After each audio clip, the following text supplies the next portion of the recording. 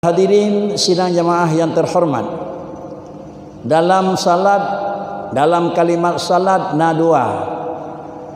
Yang pertama adalah kalimat salat tanha innas salata tanha anil fahsya'i wal munkar. Ibarat yang lain adalah aqimis salah. Diawali sebelum kalimat as-salati dengan kalimat aqim. Aqimis salata wa atuz zakah. Ibarat yang lain innas salata tanha anil fahsya'i wal munkar. Dengan dua ayat yang berbeda. Satu ayat aqimis salah dan satu salat innas salata tanha anil fahsya'i wal munkar. Le urang-urang yang ahli dalam sisi hukum, le urang yang memang lebih mengerti di dalam sisi memberi pengertian ayat tersebut, ni bagilah barang tersebut kepada dua. Yang pertama adalah na yang kira-kira urang musallin, dan na yang kedua adalah urang yang iqamas salah. Yang kedua tersebut adalah beda dengan yang pertama, dan yang pertama beda dengan yang kedua. Menyo kira-kira kalimat salah min haitsu salah hana mikat dengan aqimis salah, maka hana je ke aneh yang bawa jatuh urang salat itu dalam buat salah. Fawailul lil musallin, jelas Quran. Artinya pada satu saat urang sembahyang juga akan menerima risiko. Dan begitu ujung alladzi hingga akhir. Kalau demikian, di satu sisi fawailul lil musallin, di sisi lain innas salata tanha anil fahsya'i wal munkar. Ini juga seakan dua ayat yang berkira-kira bertabrakan. Tengku dan jamaah yang terhormat. Lalu kemudian oleh urang-urang ahli sufi ni pegat dan ni pertanggung kalimat innas salata tanha anil fahsya'i wal munkar adalah manusia yang bukan manusia melakukan musallin dan salat, tetapi adalah salat yang tanha anil fahsya'i wal munkar, adalah salat yang muqiminas salata, aqimis salah wa atuz zakah. Yang diperintah oleh Tuhan adalah aqimis salah, dan yang kedua diperintah atuz zakah.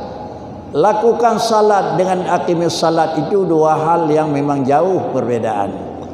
Tengku dan sidang jamaah yang terhormat, ini adalah menurut analisa ahli-ahli sufi. Hal tersebut adalah tersirat, adalah terdapat di dalam kitab-kitab yang dikarang oleh ahli sufi.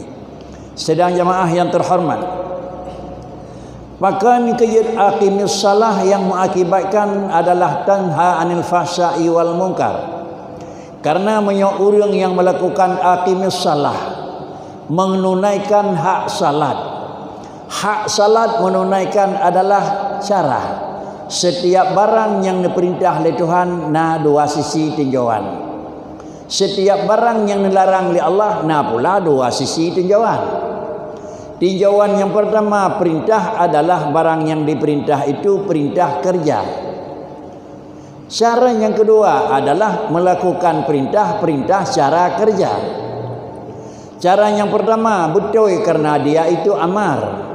Cara yang kedua betul karena itu kaifiat. Lain maklum betul zat, lain betul kaifiat. Betul zat adalah sama dengan na sembahyang. Betul kaifiat nyo menan dia sembahyang. Sembahyang yang dilakukan dengan ada nama sembahyang, nyo sembahyang yang lagi nyo galam tentu tanha anil fahsya'i wal munkar. Tetapi sembahyang yang dilakukan lagi giuan ku untuk dapat akiban yu sama dengan adalah tergantung kiban salat, kiban kaifiat mengerjakan salat. Karena di dalam kitab kita murno dua macam. Sama macam rukun sembahyang 1 2 15. Sama macam syarat sembahyang 1 2 6. Terkumpul belah rukun dan 6 buah syarat, dia akan wujudlah salat.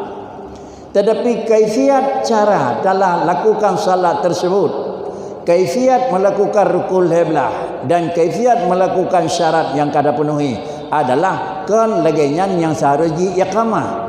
Maka salat yang laginya rupa, maka boleh jadi salat tersebut tidak akan terhindar daripada buat yang terlarang dan buat yang mungkar. Tapi salat yang sifatnya aqimis salah pekan hanjatuh kepada maksiat. Karena salat yang sifatnya dengan aqimis salah, yang pertama adalah model sembahyang yang legenyan.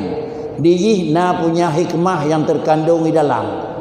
Terkandung di dalam salat yang sifatnya aqimis salah adalah yang pertama, salat yang aqimis salah dia akibat, hikmah, keuntungan, yaitu yang pertama tuhratul lil qulub min adnasiz dzunub. Tuhratul lil qulubi min adnasil dzunub. Salat yang sifat aqimis salah yodang nyo menan redang, ruku' nyo menan ruku', segala sesuatu adalah ati nyo menan ati, nyo semayang yang modelnya dia akan tuhratul lil qulub. Dia menyucikan dan membersihkan hati yang kita daripada uyub. Hati yang kamu nyampu dengan dosa, itu dikira adalah dosa itu adnas. Mana adnas adalah kotoran. Mana adnas itu adalah barang yang memang haname tekalan terbenci, barang yang terluat. Tetapi adalah dalam pandangan hukum agama, bersama dosa dengan benda kuta. Harat sama, sama-sama dia adalah mencemarkan. Kuta hisi mencemarkan jasmani, kuta zunub mencemarkan rohani. Kuta hisi mencemarkan khalqi, kuta adalah maknawi, dosa mencemarkan khuluqi. Artinya kuta ngelehap, kuta ngencet, kuta ngebarang kuta mencemarkan khalqi. Artinya hanagat adalah pertanyaan hanagat. Hanagat adalah model kejadian manusia, tubuh manusia hanagat. Bahkan melabur ngencet. Tubuh manusia hanagat pakan melabur dengan kuta. Tubuh manusia hanagat pakan berumpuk dengan selendai hanagat. Yang hanagat ji bakri adalah khalqi, bentuk jasad manusia. Tetapi adalah adnas, kotoran maksiat, kotoran dosa, pelanggaran dalam sisi agama. Adakala pelanggaran zati, adakala pelanggaran kaifiati. Dua-dua pelanggaran tersebut akan mengakibatkan juga akan kuta. Kuta, kuta adalah keli kuta jasmani dan keli kuta adalah khalqi, tetapi mengakibatkan kepada kuta khuluq. Lain khalqi, lain khuluqi. Khalqi indah dalam penampilan. Khuluqi adalah indah dalam penilaian. Indah di dalam penampilan adalah khalqi. Gelih baje, gelih tubuh, gad gesaan, tari baje, itu indah di dalam penampilan. Tetapi hana maksiat, hana dosa, hana salah, itu adalah indah di dalam penilaian.